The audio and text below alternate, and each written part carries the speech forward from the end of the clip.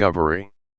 She had spent her childhood listening to tales of the lost princess of Evervale, a child taken by the winds of fate on the night of her birth. Some believed she had perished, while others whispered that she would one day return when the lanterns aligned with the stars. Draped in a flowing indigo gown embroidered with silver threads, Lyra wandered through the bustling festival grounds. The scent of honeyed pastries and spiced cider filled the air as laughter echoed between the glowing lanterns. Children chased each other with tiny paper kites, their joy illuminating the night more than the festival lights themselves.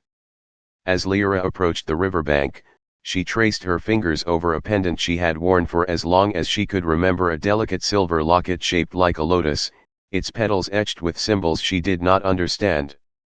It was the only relic of her past, a mystery she had yet to solve. The festival reached its peak as the High Elder of Evervale stepped onto the ceremonial bridge, his voice carrying across the crowd. Tonight, as we send our lanterns into the sky, we honor those who came before us and those yet to find their path. One by one, the villagers released their lanterns. Thousands of golden orbs rose into the air, swirling in a mesmerizing dance against the starlit sky. Lyra held her own lantern close, whispering a silent wish. As she let go, something remarkable happened. Her lantern did not drift with the others. Instead, it pulsed with an ethereal glow and veered toward the center of the river, where a reflection of the full moon rippled on the water's surface. A hush fell over the crowd as the lantern hovered, suspended in midair, before bursting into a shower of silver light. Gasps of astonishment spread through the festival. The High Elder's gaze locked onto Lyra, his expression unreadable. "The lotus light has returned," he murmured. "The prophecy." Heart-pounding, Lyra stepped closer to the river's edge. The silver locket around her neck grew warm, its glow matching the remnants of her lantern's light. The river itself seemed to respond, its waters shifting to reveal an ancient stone path beneath the surface. Trembling, she turned to the High Elder. "What is happening?" He placed a gentle hand on her shoulder. "Lyra, the lost princess of Evervale was not lost, she was hidden." The words struck her like a bolt of lightning. Memories long buried stirred within her, the lullaby of a woman with sapphire eyes, the feeling of being carried away in the dead of night, the whispers of a destiny she had never understood. The High Elder continued, his voice filled with both reverence and sorrow. "You are the true heir of Evervale. The lotus pendant was your birthright, meant to guide you home when the time was right." Lyra's breath hitched. Her entire life had been built on unanswered questions, but now, under the glow of 1,000 lanterns, the answers stood before her. She was not just another villager. She was the key to a kingdom's forgotten promise. With newfound resolve, she stepped onto the hidden path, each stone lighting up beneath her feet. As the river embraced her journey, the people of Evervale knelt in respect.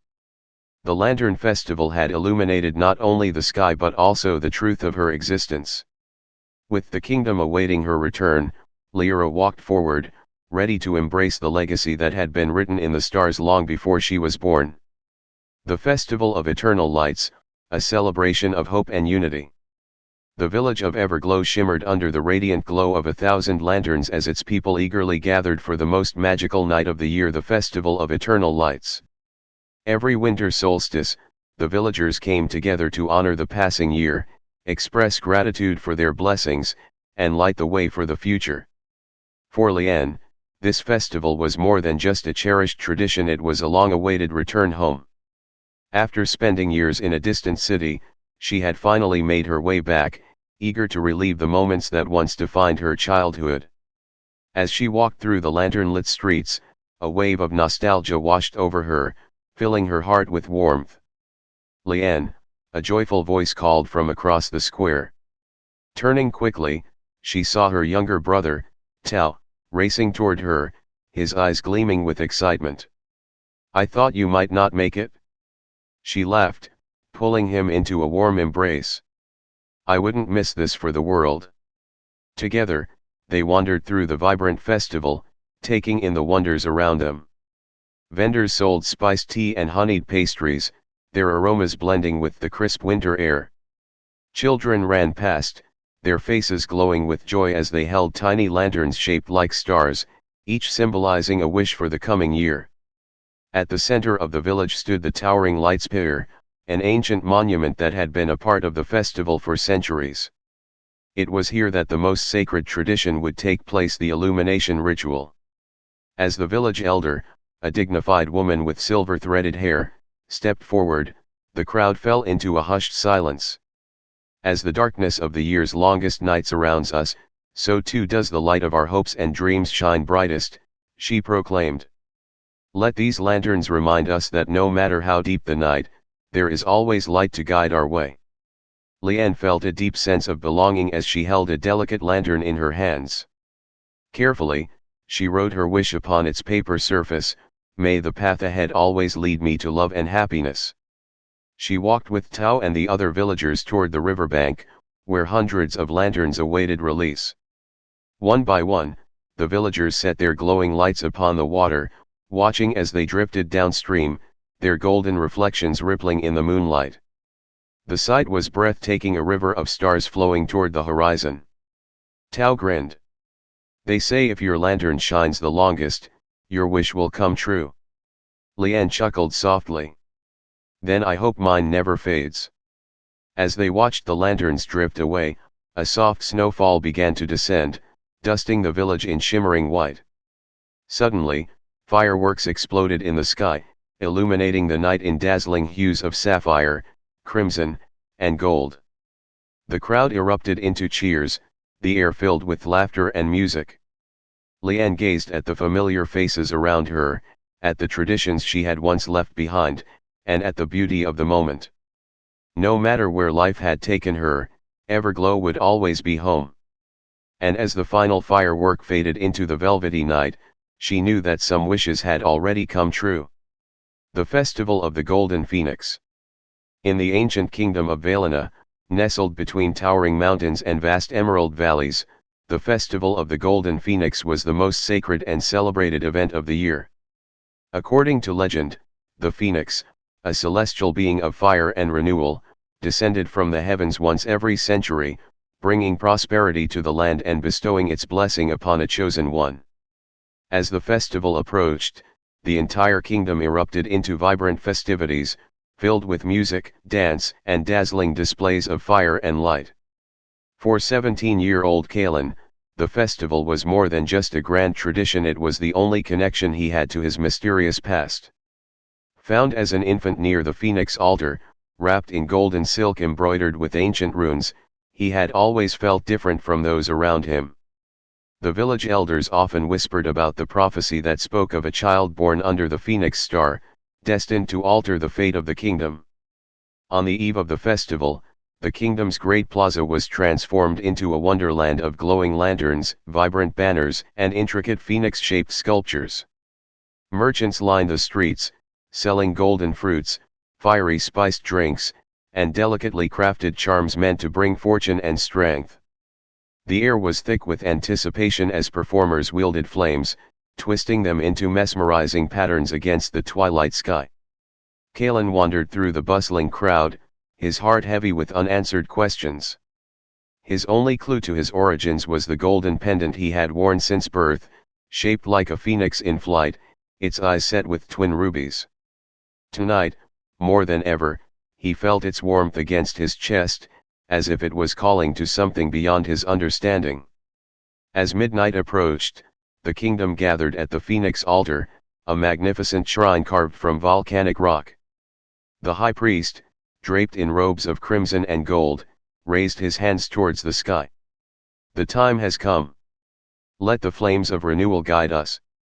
Torches were lit in unison, and the sky erupted in a shower of golden sparks.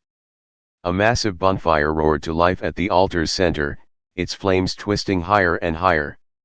Then, something extraordinary happened. A gust of wind swept through the plaza, causing the fire to flicker wildly. The crowd gasped as the flames coalesced into the shape of a majestic phoenix, its golden feathers shimmering like molten sunlight. It let out a piercing cry before turning its gaze toward Kalen. Whispers spread like wildfire. The phoenix has chosen. Michelen stood frozen as the pendant on his chest glowed fiercely, resonating with the celestial bird. The high priest's eyes widened in awe. It is you. The child of the prophecy. Before Michelen could react, visions flooded his mind. He saw a hidden temple deep within the mountains, where monks clad in gold watched over an ancient relic, the heart of the phoenix. He saw a king's betrayal, a stolen heir, and a destiny written in fire and stars. The visions ended, leaving him breathless. He turned to the high priest, his voice shaking. What does this mean? The priest knelt before him. You are the chosen one, the phoenix's heir. It is your duty to reclaim the lost heart and restore balance to Valena. The festival, the pendant, the visions, they had all led to this moment. Michelen had spent his life searching for his place in the world, and now he had found it. Determination filled his soul. If the phoenix had chosen him, he would not turn away from his fate. As the golden flames continued to dance in the night sky, Michelen took his first step toward his destiny.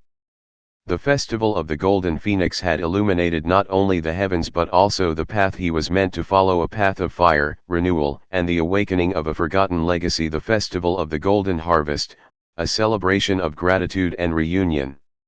The village of Amberfield was bathed in the warm glow of the setting sun as preparations for the long-awaited festival of the Golden Harvest reached their peak. Every autumn, as the fields overflowed with ripe wheat and golden pumpkins, the villagers gathered to celebrate the fruits of their labor, give thanks for the abundance of the season, and strengthen the bonds of community and kinship. For Ilora, this festival was more than a beloved tradition, it was a homecoming. After years of living in the distant capital, she had finally returned to the place that had shaped her childhood.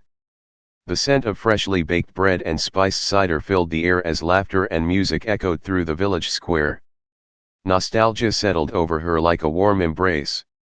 Ilora, a familiar voice called out. She turned to see her cousin, Finn, approaching with an ear-to-ear grin. You made it just in time. She beamed, embracing him tightly. I wouldn't miss this for anything.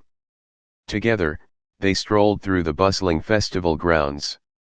Stalls overflowed with rich autumnal delights, honey-drizzled pastries, roasted chestnuts, and fragrant apple pies. Artisans displayed hand-woven scarves and intricately carved wooden charms, each piece telling a story of craftsmanship and tradition. Children played games, their eyes sparkling with excitement as they chased one another beneath colorful streamers swaying in the breeze. At the heart of the village stood the grand oak, a towering tree that had witnessed generations of celebrations.